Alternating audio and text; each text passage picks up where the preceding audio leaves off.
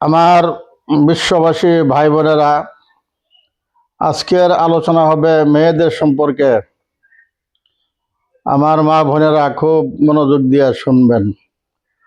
আউযু বিল্লাহি মিনাশ শাইতানির রাজিম।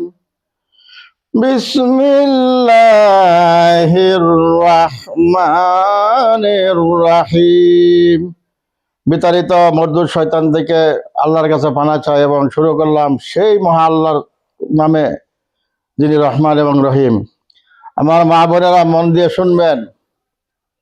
যে যুগে আমাদের মা বোনদের কোনো সম্মান ছিল না, আমার বিশ্ব নবী হজরতে মোহাম্মদ মুস্তফা সাল্লাল্লাহু আলাইহি সাল্লাম উনি মেয়েদেরকে সিংহাসনে বসাই দিলেন।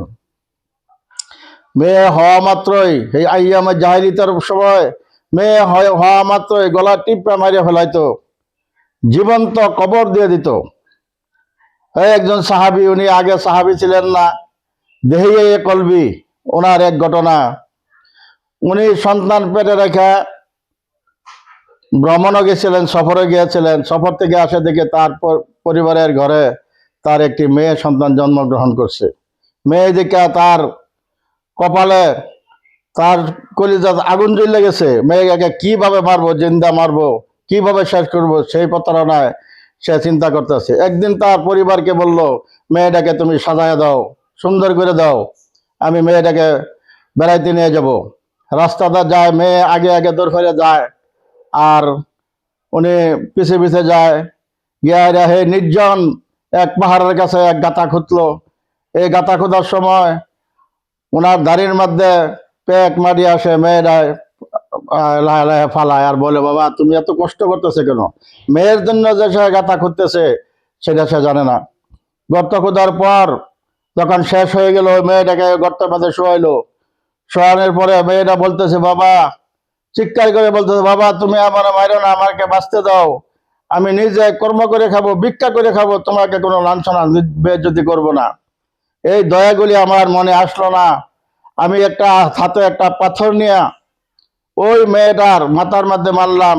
মারার পরে রক্ত ছিটিয়া আমার গায়ে লাগছিল আর চিৎকার করেছিল, আব্বা। সেই চিৎকারটা যেন এখনো আমার কানে বাজে। এই বিষয় নিয়ে আল্লাহর নবী হুজুরে পাক সাল্লাল্লাহু আলাইহি সাল্লামকে বললেন, হুজুর আমার গুনাহ কি মাফ হয়েছে?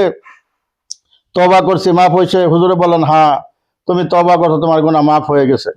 তখন বললেন যে হুজুর আমি এক মস্ত গুনাহ করেছি। তখন এই ঘটনাটা বললেন।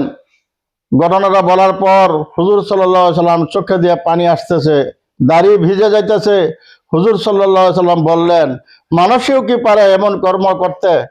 জিন্দা মেয়েগুলিকে জিন্দা জ্বালাই দিত, জিন্দা কবরস্থ করত, গলা টিপে মারে ফেলত। আল্লাহ বলছেন, এই জাম্বিন কুতিলাত, এদের অপরাধ কি, কেন গলা টিপে মারো? সেই সুগে আল্লাহ নবী হুজুরে পাক সাল্লাল্লাহু আলাইহি সাল্লাম এই মেয়েদিওকে এত সম্মান দান করছেন, যে সম্মান আল্লাহ নবী বলছেন, আমি মেয়েদের বাপ, মেয়েদেরকে কেউ গালি দিও না। মেয়েদের গালি দিলে হযরত ফাতিমা আমার কলিজার টুকরা, হযরত ফাতিমাকে যে গালি দেয় বা অসন্তুষ্ট করে, আমি নবী মুহাম্মদ সাল্লাল্লাহু আলাইহি সাল্লামের গায়ে আঘাত লাগে। হুজুর সাল্লাল্লাহু আলাইহি সাল্লাম মেয়েদেরকে এত ভালোবাসতেন। আমার মা বোনেরা গুরুত্ব দিয়ে শুনবেন। পরবর্তী অংশ আবার আপনাদের কথাই আসবে। লাইক, শেয়ার, কমেন্ট দিয়ে সাথে থাকবেন।